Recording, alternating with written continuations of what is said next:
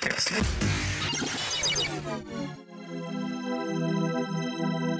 demystify what goes on behind the therapy room door. Join us on this voyage of discovery and co-creative conversations. This is The Therapy Show, Behind Closed Doors podcast. With Bob Cook and Kelly Barrett. Hello and welcome to The Therapy Show Behind Closed Doors. I'm here with the wonderful Mr. Bob Cook, and I'm Kelly Barrett. Hi, Bob. Hello.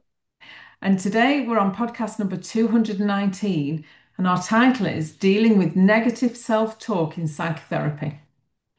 Yes, it's a great title, and most of my clients to a level of intensity or intensity on one side and not so intense, more neurotic on the other side, will have or may have some negative self-talk.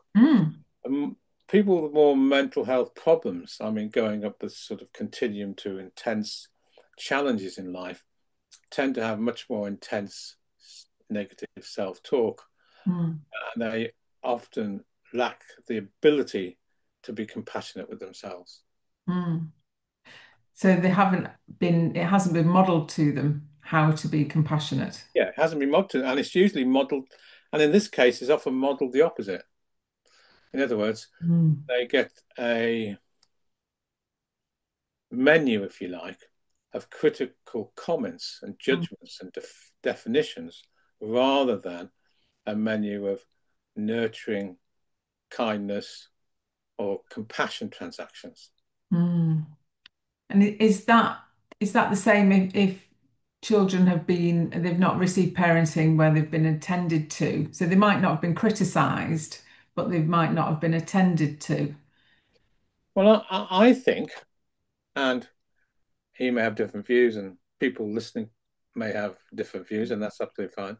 But if you said to me, what brings the most challenging mental health problems for people? And as you know, I think developmentally, so I automatically go back to the past and how the past affects the present. I would say cumulative neglect. So in my day, I was born in 1950, brought up in 1950s, early 60s. And one of the worst, when I say worst, the most damaging games that the kids played was in my day, and I don't know what the name for it is now, but it was when you sent your peer to Coventry. So you ignored them. You ignore them. And that is very, very damaging psychologically. Because? Have you ever been ignored? Well, I have, yes. Yeah. And when you're ignored, so there's no external contact with the other, what happens, a space appears for you to fantasize in, where the other person likes you, hates you, thinks you're useless, thinks you have no value, thinks you have no importance. So you make a decision that maybe there's something wrong with me. And with the child, isn't it, when there's something not quite right, is it right that the child they need to make their environment okay? So it must be like, so the other must be okay, so therefore I'm not okay. They have to, it's like how they cognitively, they balance it out. Usually that's the case. Yeah. Not always, but I do. You remember Eric Byrne talked about 4 existential positions under stress, and that you move around them according to your level of favoritism, if you like. One would be, I'm okay, you're not okay. One would be, I'm not okay, you are okay. One would be, I'm not okay and you're not okay as well. And one would be, I'm okay, you're okay. And we move around and have our favorite corner under stress. So I think you're generally correct, by the way. People tend to, when they withdraw, make decisions, something wrong with them, usually then decide, well, perhaps I don't even exist. But they make the other person usually okay. Not always. And so I'm thinking about, friends doing that in the playground, to small children. And if they've got good enough parenting at home, then that might be enough to see them through. Or might that start a process that we might see in our therapy rooms years down the line? Oh, if you are in a culture of cumulative neglect, Mm, that will always lead to psychological challenges and issues throughout life. mm, And you will definitely see that type of person in your clinical room. And they often will be people who are withdrawn, mm, cut off, disconnected, think something's weird about themselves, something's wrong, mm, and they'll have problems attaching usually to people in life and having good connections. mm. Yeah, yeah. And that works often longer, isn't it? Whilst that's worked through the therapy Usually takes room. a long, long time because the first step is to create in the therapy room, Mm, is to create a culture of safety and security mm, so that a process of trust mm, can arise between therapist and client. mm, Now, somebody who has been, I like that, I mean, this is a strong word, but I'm going to use it, dehumanized, ignored, a lot of cumulative self-neglect. The child will go through a place of withdrawing, think there's something wrong with them, think they're not liked, may even decide they don't exist, mm, probably will certainly decide they have no value or importance.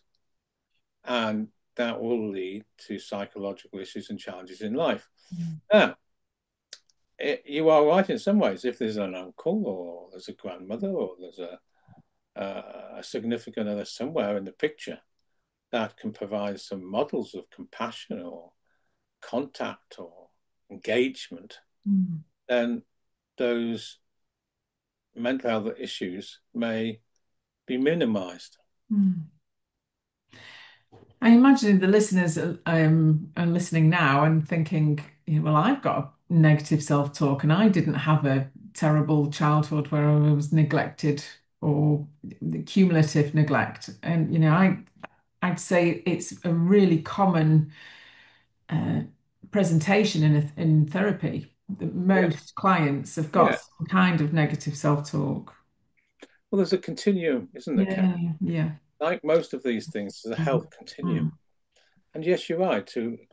As I said, if you know, before about health continuums, there's on the neurotic side, mm, there's a place where people might tell mm, themselves off, and they perhaps haven't got much access to a friend for themselves or a compassion. Right up the other end, where there's no access to compassion, mm, they can't be a friend to themselves. mm, So we have which really creates severe psychological problems. So we mm, have a continuum. mm, You go out into the street and say to somebody, please tell me 10 things you like about yourself, or even 10 things you don't like about yourself. They will be able, a lot of people, 9 out of 10, I think they'd find it easier to say things they don't like about themselves. mm, So I know in the neurotic population, mm. it does, I'm not really talking about that. When you talked about cumulative neglect, though, Yeah. Mm, when you're talking about cruelty and abuse and mm, barbaric mm, behavior, mm, that leads, I think, to psychological problems we're going to see in the clinical room mm, in their adulthood. mm. So the severely disturbed client. Mm, Will be people, mm, and I'm going to use TA words here, mm, but I'll say what it means, will be people who have been brought up with crumbs instead of a full meal emotionally. mm, People who haven't had a diet, haven't had a menu of positive strokes. mm, That means social recognition positively. There'll be people who have been starved of validation, mm, empathy, compassion, attunement, recognition, connection. mm, So then they are the client or the child growing up is left in an encapsulated world of their own, and they usually make decisions that there's something wrong with them. mm, mm. And then that's how they go through life with their from that position. And that's what Eric Byrne called the Mm, script, mm, their life plan, mm, based on these decisions they've made in response to what we were talking about here. mm. Hard work, tricky work. Yeah. But when you're in your therapy, I know you're in therapy group, I know you've seen Mm, loads and loads of mm, clients. So mm, I know that I think you do, so it's an assumption, but I think you do, that you think the same as me about the power of recognition yes. and how positive recognition is fundamental Mm, to emotional growth. mm, yes.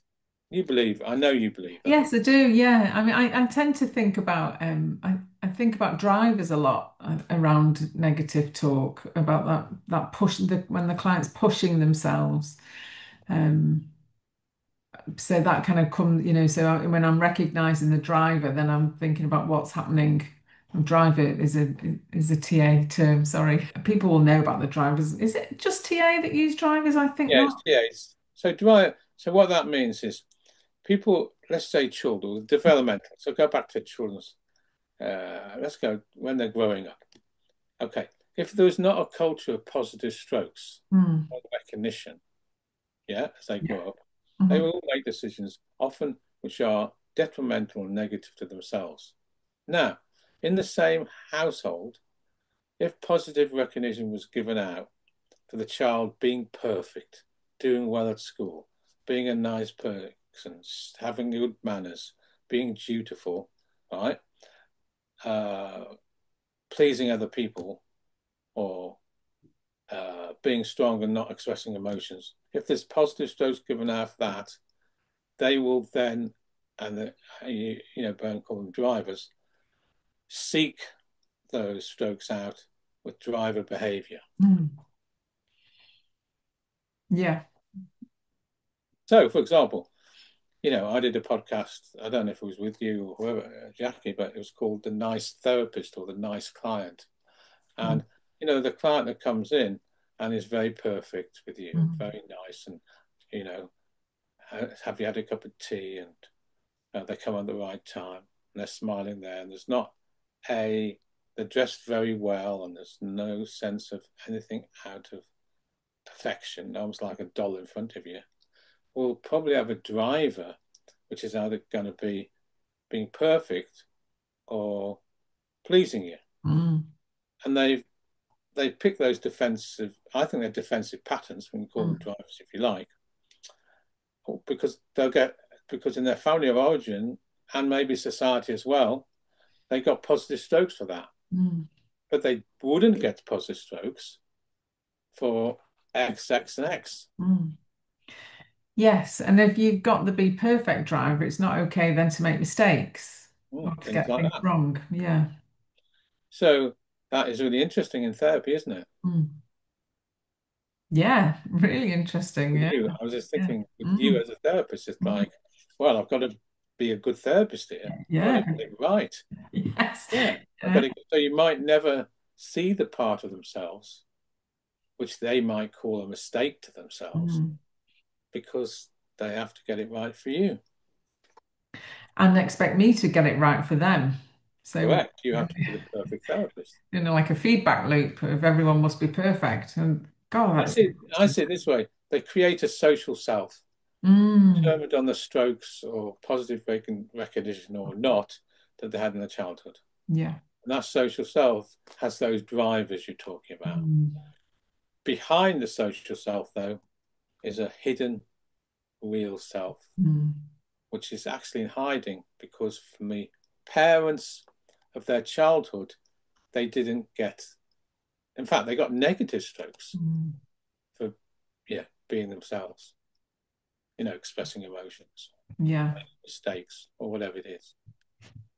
Yeah. So lots of messages of how not to be. Mm. And you'll see it all the time with your clients, won't you? And Mm.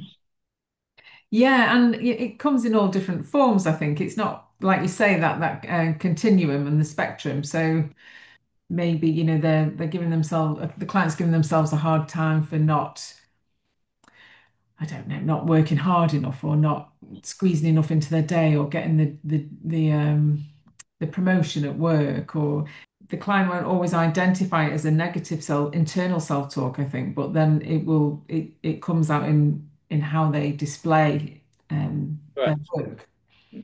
The first step in therapy of working with people who have this low negative self-talk to high negative self-talk that causes problems, so they've actually come to therapy in the first place.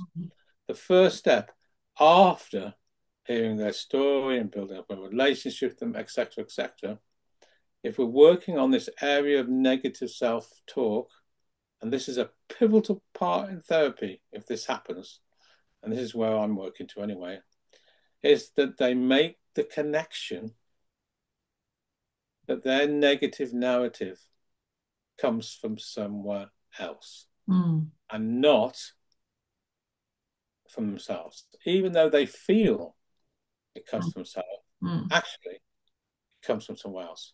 Yes. So the second step is then helping the person, once they've got through that revelation, is, well, who might have talked to you like this then? Or reflecting with them, perhaps, where these voices might have come. So there's some connection between this negative narrative. You weren't born with it. It comes from somewhere else. And there's a word for that, an introjection. In other words, you introject that negative narrative. Take ownership of it, like an I am this way. Once the person recognizes it comes from somewhere else and it isn't an I, then real therapy can start happening.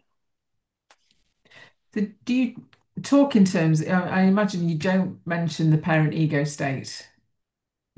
I do sometimes do what I call educative therapy with people. I tend to not nowadays. I haven't worked clinically for 4 or 5 years, but I know TA in terms of I would teach TA to people, but in general, no, I would talk about significant other people who perhaps might have given you the same negative narrative that maybe you've taken ownership with and feel that it's you. When actually the truth is that negative narrative that you so harshly use against yourself comes from somewhere else. So let's look at that hypothesis. Yeah, and in my experience, clients like that. They when they start to separate that back bit out, That's pivotal. Absolutely pivotal. When they make that aha moment, that transformational moment, it's a wonder. It made my not only job as a therapist easier, but I really, really thought it was a wonderful moment. Because then therapy can begin. This type of therapy, I mean, yes. Therapy from the beginning, the sequences of therapy. But if you're going to work at disconnecting that narrative or desensitizing that narrative, that the client needs to make that connection. Now, you can't make it for them, but you can help them get to a place where they can have that transformational moment. Because they always think, well, not always, but often clients think that that's them, that's just, that's who They they are. always do. Yeah.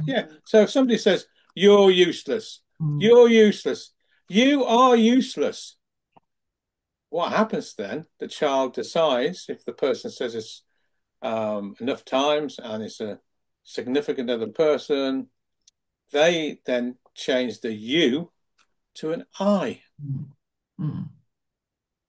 Well, I'm useless then. So it becomes a you to an I. And then the next step is they take ownership as if they've always. Well, children believe what they're told. They move, yeah, but if you say over and over and again, they won't believe it at the beginning. If said over and over and over again, and also who it's from is really important. they will change the you to an I. Mm-hmm. So in therapy, to work with negative self-talk, to help them disconnect from that, to start finding compassion in themselves and a friend in themselves, they need to make that connection we're talking about, Kelly. Mm. Now you must have with clients experienced the moment many times. Yes. And I think sometimes the client can be they like it, but in my experience, but also it can feel a bit strange for them because then there's a bit like, well, I've got this other voice and what's that about? But once they grasp that it's it's an internal voice and it's not necessarily theirs, then yes, it's really useful. Well, I think it's more than useful, Kelly. I think it's transformational Yeah. because you can then work on who gave that negative Mm. one, two, three people, significant other. Mm. You can take it away from the Mm. client. Mm. Yeah, and change the narrative. Because it won't go anywhere if the client continues to believe it's them. Mm. So this is why it's such a pivotal. And that can take time. It's not necessarily a quick fix. It'll take a long time. Yeah. I mean, yeah. Someone said to me, how long will I be in therapy for? I said, well, it's how long's a piece of string? We don't know. People change at different speeds. Mm. But the important thing is people need to get there themselves. We can be a witness, we can direct to a certain extent, but Mm. they need to be the author of their own transformation. Mm. Yes, because otherwise they're just being told what to do again. So, They're just being defined again.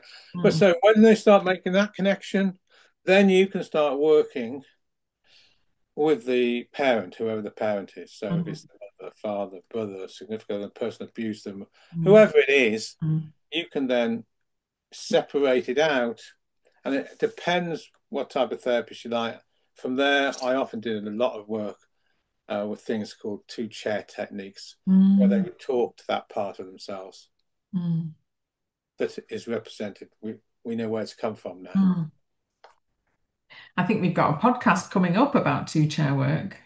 Well, I'm sorry it's only half an hour. I mean, I could talk forever about that technique.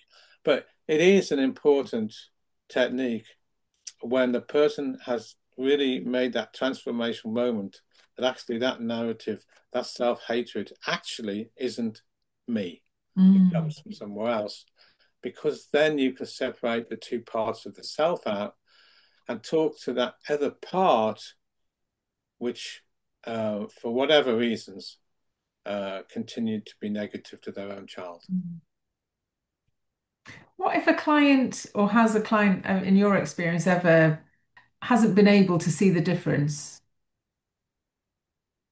Well, you said it really, or you were musing. I can't remember what you said in that musing, but you were talking about. Oh, I know what you said. Therapy takes a long time, or this takes a long Mm. time. My answer back to that, or my response anyway, is that people change at different speeds. Mm-hmm. So it may take a person a long time for lots of different reasons to Mm. make that connection. One Mm. of the biggest reasons why it may take somebody a long time to make that transformational connection is their protecting of the abuser or the parent or whoever we're talking about. Mm. Yes, yeah,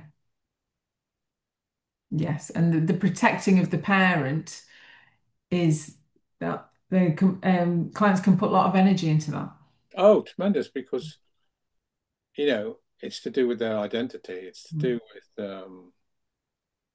their loyalty. Mm. And for the listeners, I mean we mean the parent ego state. We don't mean the actual parent. Theater. Oh yeah. Oh Yeah. yeah. Well, Or well, both, maybe. well. Theoretically, we're both TA therapists, so we said parent ego state, but Yeah. I'm talking about real people. Oh, okay. The actual parent. Yeah. Yeah, I'm talking about the real parent, teacher, Uh-huh. whoever it is, Mm. who was responsible Mm. for that narrative. Mm-hmm. And let's put them into chair and talk to them. Mm. Okay, so then that will help the client to then more easily separate that bit out. Correct. But they Mm. might not be able to do it. Mm. So you have to provide, well, this is where therapy takes quite a long time. There's Mm. stages to go through. But you might have to provide, often through imagination and the power of yourself, a protective bubble for them to be able to even maybe look or say something which could be seen as a challenge to that negative monster because they're too afraid. Yes. And that can take a long time. It's certainly It with takes, Kelly, it takes with ages. And it abuse. doesn't have to be a monster particularly, but it has to be somebody. I use monster guy Mm. probably because I've dealt with lots of people with very abuse, Mm. but people can be brought up with a diet of negativity and a diet of not having positive strokes because maybe the parent thinks that's the best way to do things. So perhaps the word monster for that type of person, but that type of parent Mm. hasn't provided a menu of compassion, positivity, social recognition, validation, and permissions to their own child, and provides a level of negativity, I think, to be able to address that and for the part of yourself to be able to talk to that part of yourself and separate out, just like you've just said, Mm. it has great value. Mm. Yes. Yeah, me too. Me too. Yeah. Mm. I feel a bit sad actually thinking about those clients who have had really horrific histories of abuse and how long that does take. Mm. It's and how frightened they can be. Mm. Takes a long time usually, 1, 2 years. Mm. And usually they're terrified Yeah, yeah. and they're on guard Mm. and they um, live their life on guard, Mm. especially in relationships. Mm. Yeah, which is really, really bad for us physically to live on guard, that high level of stress. Physically and psychologically, because they'll never be themselves, Mm. really, because they always live in terror Mm. of the abuser, um, has huge psychological Mm. negative uh, connotations. Mm. Now, anybody want to read many, many self-help books will come out with lots of techniques to help people um, desensitize or change that negative narrative or find the compassionate part of themselves. There's a lot of books people can read about that in terms of Mm. self-help books, but I truly believe that the biggest step transformationally is when they really, really, from their heart as well as their head, take on that narrative, that negative narrative isn't theirs, Mm. because then they can give it back, Yes, yes. And create their own. create the own, which is of course another third sequence to psychotherapy. Mm. Is that's where we're heading eventually. Yeah. So letting go of what's not ours. So we can Okay. find, out what actually is ours, and to recognize people in their lives who perhaps can give positive strokes and compassion and be around them instead. Yes, and let them in. Mm. Mm. Ah, so recognize. So maybe they don't recognize them so well in the original process. No, they won't recognize them at all Mm. because they've always been blinded Mm. by this self-narrative talk. I'm useless. I'm got no value. Mm. I'm disgusting. I'm worthless. I can't get anything right. I don't belong around here. So if that's going on and on and on and on and on, how is it possible to Mm. to see or find somebody else who has a different picture? And so people who end up in similar relationships with different people, that's what they're doing. That's right. It's Mm, predictable. mm, That's what their identity is formed on. mm, Provides a sense of stability because that's how they see themselves. mm. So they go for what's familiar. There you go, what's familiar and what they know. Yeah. Even though it's unhealthy. Absolutely. But there's a whole sequence of psychotherapy to get to that. Yes, of But you're course. right. You're right. Oh, absolutely, you're correct. I remember somebody saying to me, a therapist, saying, well, my client lives in terror of the abuser, which happened to be the father in this case. And I feel very sad, and I don't know. I want to be able to help or give her some techniques or whatever it is, so she doesn't live in terror and guard. And I said, well, how many sessions you've had? And she said 6.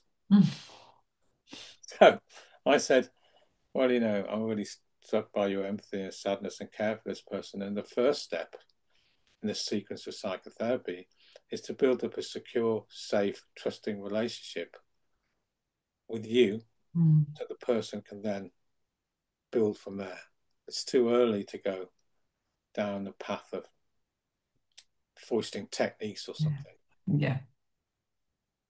I'm very much a relational psychotherapist, and I think techniques right if they come out of the relationship, but in this particular story, the relationship between the therapist and the client is crucial to be safe, secure, and trusting, and even more crucial for the client to get to the place where they can feel it.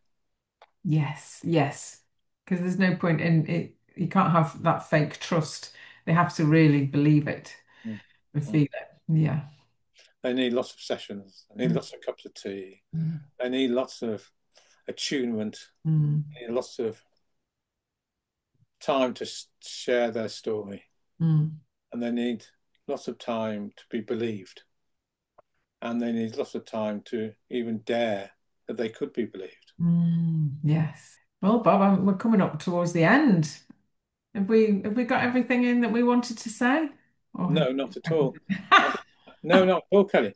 I could talk about this for a very long time. Yes. However, I know it's 30 minutes. And for Anita English, who's another well-known person in TA who died, someone told me only a couple of days ago, I can't remember who's now, said that for Anita English talked about when writing articles, just write 3 pages because people only ever really take in so many things. It's the same podcast in a way. Yes. Well, I think I've said important things. Yes, very important things. Yeah. Well, does it feel like we need a second, a part B? Yeah, I think the part B needs to be about what we alluded to, which is how do they allow themselves to put a new script on the road?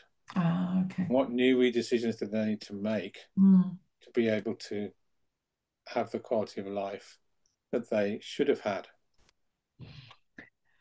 Okay. So perhaps that one.